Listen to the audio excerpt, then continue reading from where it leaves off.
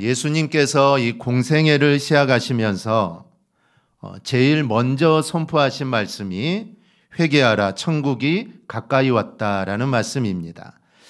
주님이 사역을 시작하시면서 이 천국에 대해 이야기하시는 것은 주님이 천국, 즉 하나님의 나라에 관심이 많으셨고 이를 선포하시기 위해 이 땅에 오신 겁니다. 그런데 예수님께서 말씀하시는 하나님의 나라는 이중적입니다. 이것을 이미와 아직으로 이야기할 수 있습니다. 먼저 하나님의 나라는 이미 이루어졌습니다. 예수님이 이 땅에 오심으로 그 예수님을 영접한 사람은 그 심령 속에 이미 하나님의 나라가 임한 것입니다.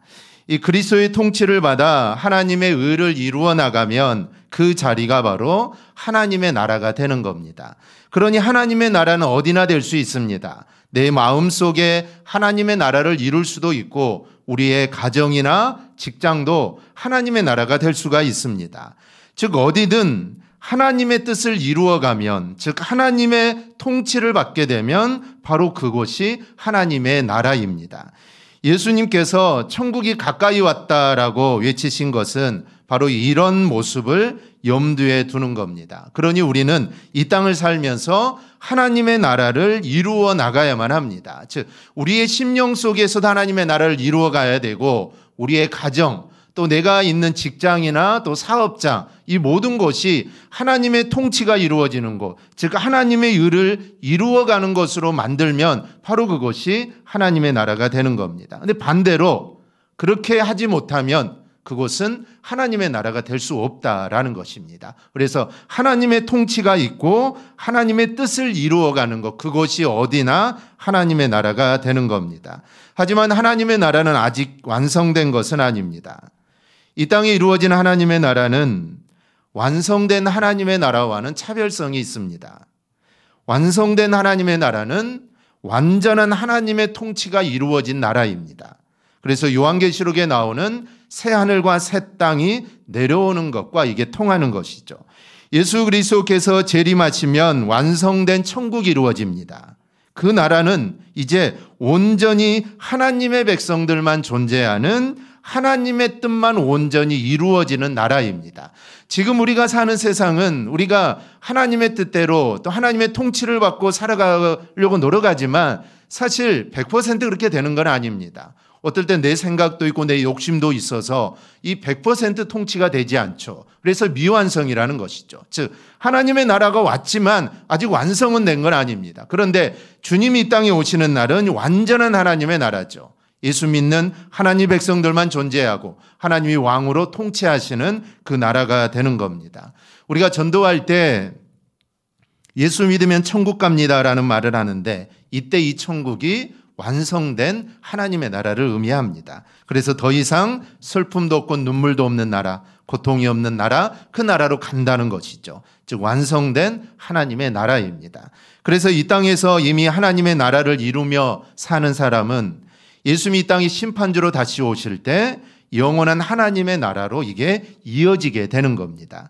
이렇게 하나님의 나라는 이중적입니다. 이미 이루어진 나라와 앞으로 이루어질 나라를 의미합니다.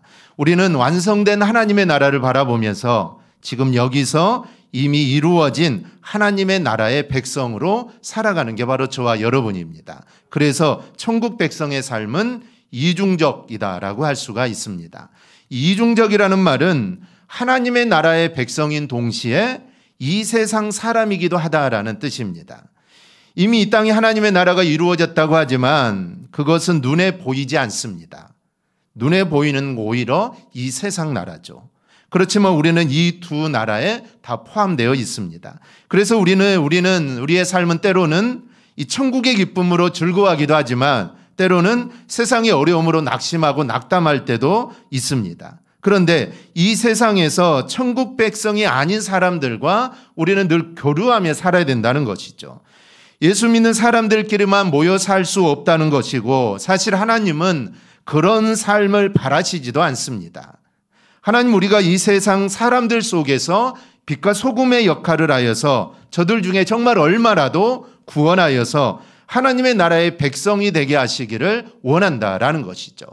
사실 수도원이나 이런 데는 세상과 등을 지고 그 수도원에 들어가서 이 하나님 말씀만 따르고 그 말씀대로 세상과 모든 걸 끊고 살아가는 사람들, 이 수도원의 사람들이 그런 사람들이 있습니다. 요즘도 그런 사람들이 있죠. 사실 그게 경건하고 하나님 말씀대로 사니까 참 좋은 것 같지만 사실은 하나님이 원하시는 모습은 사실 그거는 아닙니다. 하나님이 원하시는 모습은 세상 사람들과 부대끼면서 그들에게 내가 그리스도인이라는 것을 알려주고 이런 삶을 통해 그들 중에 몇 명이라도 정말 단 한 사람이라도 예수를 믿고 구원받게 하는 것, 사실 이게 하나님이 우리에게 원하시는 모습이라는 것이죠. 즉 경건의 모습도 중요하지만 그렇게 사는 것도 중요하지만 하나님이 정말 바라시는 것은 세상에서 함께 살면서 그들을 구원으로 인도하는 것, 이게 정말 우리 하나님이 바라시는 모습이다라는 것이죠. 그래서 우리는 천국 시민이지만 동시에 세상 시민이 되어서 이 세상 사람과 함께 살아가야 할 그런 이중성을 갖습니다. 그런데 세상 사람들은 결코 호락호락하지 않죠. 마음씨 좋은 사람도 있지만 사실 그렇지 않는 사람이 훨씬 더 많습니다. 그래서 이런 세상 사람들과 살아가야 되기 때문에 우리에게는 지혜가 있어야 한다라는 겁니다. 오늘 본문은 이런 관점에서 우리가 정리해 볼 수 있습니다. 1절에서 5절은 비판하지 말라. 6절은 거룩한 것을 개에게 주지 말라. 7절에서 11절은 구하고 찾고 두드려라. 12절은 대접받고자 하는 대로 남을 대접하라 라는 겁니다. 사실 모두 따로 하나하나 떼어서 우리가 설교할 수 있지만 이 강해를 하고 있기 때문에 함께 묶어서 이웃과 어떻게 살아가야 하는가, 이 제목으로 우리가 함께 좀 살펴보려고 합니다. 이는 이미 이루어진 하나님의 나라를 살아간 우리 성도들이 이 세상 사람들과 어떤 관계에서 살아가야 하는지를 생각하게 해주는 내용입니다. 하나님의 나라의 백성이 이 땅에서 이웃과 함께 사는 윤리의 첫 번째는 비판하지 않는 것입니다. 사람들이 살아가면서 갖는 재미 중 하나는 남을 헐뜯는 것이죠. 남 이야기를 하면 사실 시간 가는 줄 모릅니다. 그러다 보니 교회 안에서도 남 이야기를 하는 사람들이 있습니다. 물론 겉으로는 안 그럴 것 같은데 이야기거리가 만들어지면 바로 그 사람에 대해서 이러쿵저러쿵 이야기를 하죠. 되게 비판하거나 비난하는 소리들이 있습니다. 그래서 사실 교회 안에서는 다른 사람 이야기를 하는 게 좋지 않습니다. 좋은 이야기로 시작했지만 어쩌다 보면은 이야기하다 보면은 나쁜 것들을 이야기하고 또 잘못된 것들을 이야기하다 보면은 사실 그 사람을 비판하게 되고 비난하게 됩니다. 저러면 안 될 텐데 그런 모습이 우리 안에 있을 수 있다라는 것이죠. 그래서 사실 다른 사람의 없는 사람이 이야기를 하지 않는 게 이게 맞습니다. 그런데 교회 안에 그런 경우들이 많다라는 것이죠. 그런데 세상 사람도 그렇고 교회 안에서도 그렇고 남의 말을 하는 사람들이 미처 생각하지 못하는 게 하나 있습니다. 예수님이 오늘 본문에서 그것을 지적하시죠. 2절입니다. 너희가 헤아리는 그 헤아림으로 너희가 헤아림을 받을 것이니라. 없는 사람에 대해서 수군한다는 것은 내가 없을 때 그 나에게 적용이 된다라는 것입니다. 남 이야기 좋아하는 사람이 여러분 내 이야기는 하지 않을까요? 내가 있으면 당연히 못하겠죠. 하지만 내가 없으면 당연히 내 이야기도 하게 됩니다. 여러분 사실 우리 인간이 흠잡을 때가 얼마나 많습니까? 완벽한 사람은 아무도 없습니다. 그러니까 흠을 잡으려고 하면은 이게 한도 끝도 없는 것이죠. 그래서 너희가 헤아리는 그 헤아림으로 너희가 헤아림을 받게 된다라는 것이죠. 그래서 주님이 이런 말씀도 하십니다. 3절을 보면 어차피 형제의 눈 속에 있는 티는 보고 내 눈 속에 있는 들보는 깨닫지 못하느냐. 남에게 있는 건 그저 티 먼지입니다. 그런데 내게 있는 건 티 정도가 아니죠. 들보고 기둥입니다. 다른 사람의 흠보다 내 흠이 더 클 수도 있다라는 것이죠. 이런 생각을 안 하고 우리는 남의 흠만 들춰내기에 바쁩니다. 주님은 이런 우리를 보고 외식하지 말라라고 말씀을 합니다. 5절을 보면 외식하는 자여 먼저 내 눈 속에서 들보를 빼어라. 그 후에야 밝히 보고 형제의 눈 속에서 티를 빼리라. 주님이 시작하시면서 하신 말씀은 비판하지 말라는 겁니다. 우리가 하는 비판으로 오히려 비판을 받을 거다라는 말씀이죠. 하나님의 나라는 주변에 있는 사람을 비판하거나 비난하지 않는 것입니다. 아무리 욕을 용할 만한 사람이라도 사실 따지고 보면 나에게는 더 큰 모자람이 있을 수 있다라는 것이죠. 그러니 세상 사람들은 그렇다 할지라도 이미 하나님의 나라를 살아가는 우리는 이웃을 절대로 비판해서는 안 된다는 겁니다. 비판이나 비난으로는 사실 생명을 하나라도 건질 수 없습니다. 사실 우리가 이 땅을 살아가는 이유가 먹고 살기 위해 일하고 또 내가 자아실현을 위해 우리가 살아가지만 사실 궁극적인 목적은 영혼 구원에 있어야 합니다. 한 영혼을 구원하는 일이라면 내 모든 것을 내려놓을 수 있는 마음가짐이 사실 우리에게 있어야 한다는 것이죠. 그래서 선교사님들이 해외로 선교를 나갈 때 사실은 모든 걸 다 내려놓습니다. 요즘은 이제 시대가 많이 바뀌어서 그렇지 않지만 이제 지금 은퇴하실 정도 되는 선교사님들은 사실 선교를 갈 때 한국에 있는 모든 재산을 다 처분합니다. 집도 다 팔죠. 집도 다 팔고 모든 재산을 다 처분하고 그 돈을 가지고 선교지를 갑니다. 왜냐하면 내가 선교지에 내가 뼈를 묻겠다는 것이죠. 그런 마음을 가지고 갑니다. 즉 내 모든 것들을 모두 다 내려놓고 내가 정말 선교지에 가서 내가 한 영혼이라도 내가 구원해야겠다는 그런 마음으로 간다라는 것이죠. 근데 요즘은 또 안 그런다고 합니다. 요즘은 그렇지 않는다는 것이죠. 그래서 해외에 나갔다가 한국에 오면은 살 데가 없다라는 것이죠. 그래서 요즘은 한국에 집도 마련해 놓고 그리고 이제 젊은 사람들은 선교를 간다라고 이렇게 말을 합니다. 즉 한 영혼을 구원한 일이라면 사실 우리는 내 모든 것을 내려놓을 수 있겠다라는 그런 마음가짐이 우리 안에 있어야 합니다. 사도 바울이 그렇게 살았습니다. 사도 바울은 복음 전파를 위해 자신이 가진 모든 것을 분토와 같이 버렸죠. 사실 버리면 손해일 것 같은데 버리지 않고 가지고 있으면 복음을 전하는 데 또 도움이 될 것 같았는데 그게 아니었다는 것이죠. 오히려 그걸 가지고 있을 때 그것으로 인해 복음이 방해를 받았지만 그걸 다 내려놓고 보니까 오히려 복음사에게 진보가 이루어졌다라는 것이죠. 여러분 우리가 잘못을 지적한다고 그 사람이 잘못해서 벗어나는 게 아닙니다. 영혼을 구원할 수 있는 게 아니죠. 잘못된 것을 알면서도 내가 비판하지 않고 그를 감싸 안는다면 오히려 그 속에서 구원의 놀라운 역사들이 일어나게 됩니다. 그러니 여러분 어떤 상황 속에서도 어떤 자리에서도 남을 비판하지 않기를 축복합니다. 여러분 남을 흉봐서는 안 됩니다. 그렇게 살아가는 게 하나님의 나라의 백성의 삶입니다. 하나님의 나라 백성이 이 땅에 이웃과 함께 사는 윤리 두 번째는 가릴 줄 알아야 한다라는 겁니다. 앞의 내용과 조금 결이 다른 내용입니다. 앞에는 비판하지 말라고 했는데 그럼 무조건 모든 사람들을 다 인정하고 받아들여야 하느냐? 이게 아니라는 겁니다. 6절을 보면 거룩한 것을 개에게 주지 말라고 하고 너희 진주를 돼지 앞에 던지지 말라고 합니다. 돼지는 똥 묻은 발로 그 값지고 귀한 진주를 밟을 뿐 진주의 가치를 모릅니다. 거룩한 것을 개에게 줘도 그 거룩한 것을 알아보지 못하고 사납게 지저대기만 합니다. 그럼 여기서 말하는 개나 돼지는 무엇을 의미할까요? 이거는 이웃을 가리키는 것입니다. 개나 돼지는 이웃 중 그런 부류에 속하는 사람이 있다라는 것을 주님 우리에게 말씀합니다. 그럼 거룩한 것, 진주는 무엇을 가리킬까요? 이것은 바로 복음을 가리키는 겁니다. 우리는 이웃과 함께 살아갑니다. 그들을 비판하지 않는 이유는 그들 중 하나라도 내가 구원하기 위해서죠. 그렇다면 그들에게 우리는 복음을 전해야 합니다. 그런데 오늘 주님이 비유하신 말씀처럼 이런 부류가 있다라는 것입니다. 그런데 6절에 살펴보았듯이 거룩한 것을 개에게 주지 말라고 하고 너희 진주를 돼지 앞에 던지지 말라고 했습니다. 그리고 거룩한 것 진주는 복음이라고 했습니다. 즉 복음을 전할 때 아무에게나 생각 없이 그래 전해서는 안 된다는 겁니다. 복음을 전해도 그 복음의 가치를 알아보지 못할 자에게는 전할 필요가 없다라는 것입니다. 그래서 바울은 이런 맥락에서 외인을 향하여는 지혜로 세월을 아끼라라고 말씀합니다. 함부로 복음을 전할 게 아니라는 것이죠. 지혜롭게 가려내서 복음을 전해야 한다라는 말씀입니다. 이웃 중에 복음을 받아들여서 가치 있게 만들 이들에게 접근해서 복음을 전해야 합니다.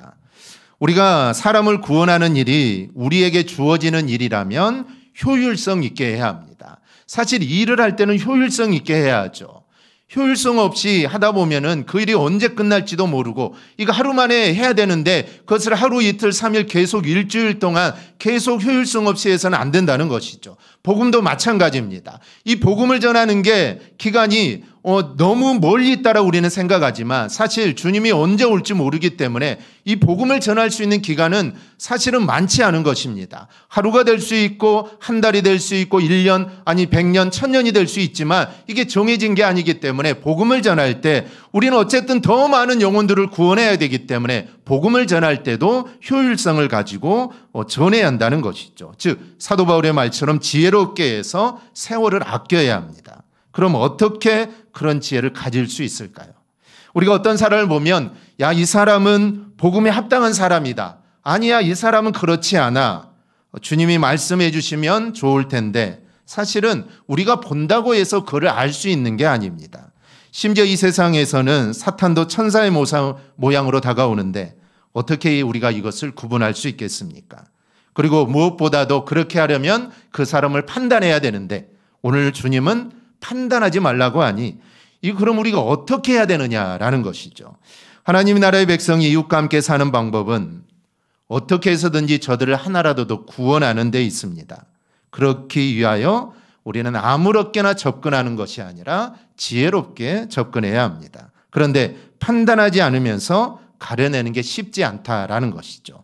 그래서 필요한 것이 있습니다. 세 번째로 하나님의 나라의 백성이 이 땅 이웃과 함께 사는 세 번째 윤리는 기도하여 지혜를 얻는 것입니다. 주님은 여기서 우리가 너무나 잘 아는 말씀을 하시죠. 구하라, 찾으라, 두드리라. 구하는 이마다 받을 것이고 찾는 이는 찾아낼 것이고 두드리는 이에게 열릴 것이다. 모두 기도에 대한 말씀입니다. 하나님께 기도하면 들어주신다, 응답하신다는 것이죠. 이 말씀은 일반적인 기도에도 적용이 됩니다. 그런데 오늘 맥락을 보면 이웃과의 관계가 어렵기 때문에 기도하라는 것입니다. 사실 이 7절 말씀이 뚝 떨어진 것이 아니라 앞의 말씀과 연결이 되는 것이죠. 즉 일반적으로 기도에 대해 말씀하는 것도 맞지만 주님은 위에서 6절까지 이야기하시고 그것을 받아서 7절을 한 겁니다. 그러면 이웃과의 관계가 어렵기 때문에 너희는 기도하라는 겁니다. 앞에서 이웃 중에서 가려낼 수 있는 지혜가 있어야 한다고 했는데 이 지혜는 저절로 생기는 게 아닙니다. 내가 고민한다고, 내가 생각해 본다고, 여러 가지 이유를 따져보고 그래서 생기는 게 아니라 구하고 찾고 두드리는 자에게 이 분별할 수 있는 지혜를 하나님이 주시는 겁니다. 주님은 이어지는 말씀을 보면 인간 아비라도 떡을 달라는데 돌을 둘 자가 없고 생선을 달라는데 뱀을 줄 자가 없다라고 합니다. 설령 악한 자일지라도 자식에게는 좋은 것으로 줄 줄 알거든 하물며 하늘에 계신 너희 아버지께서 좋은 것을 주시지 않겠느냐라고 말을 합니다.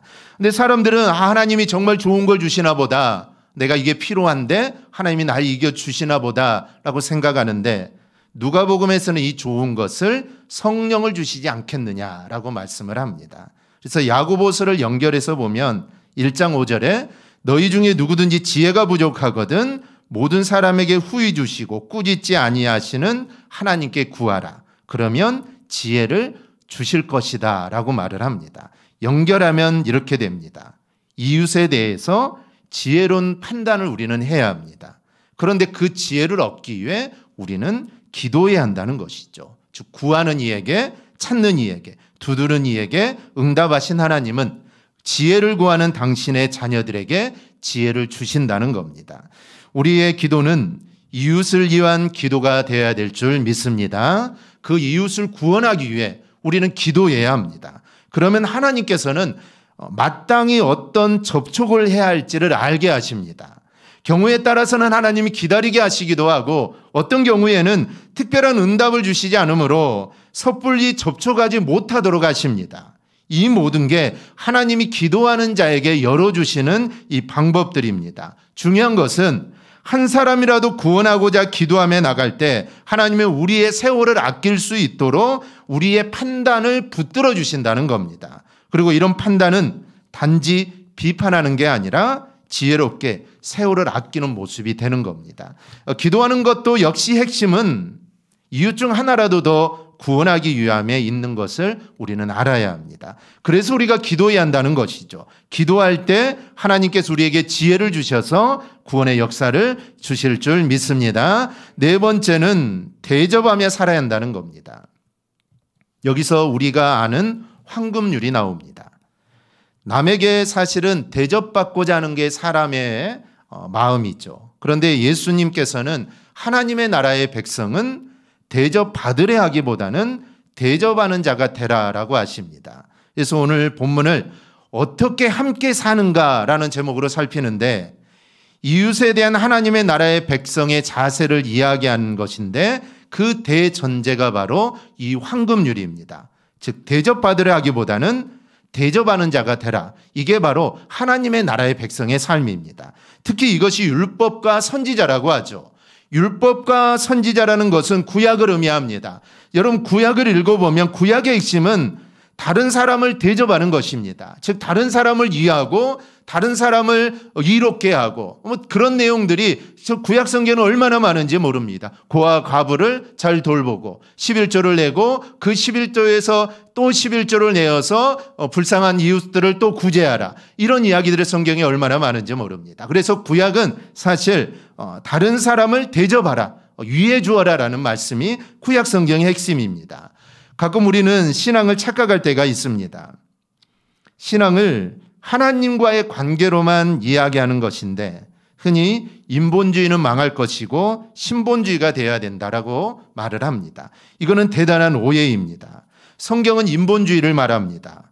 이웃과의 관계 없이 하나님과의 관계를 이야기할 수 없기 때문입니다.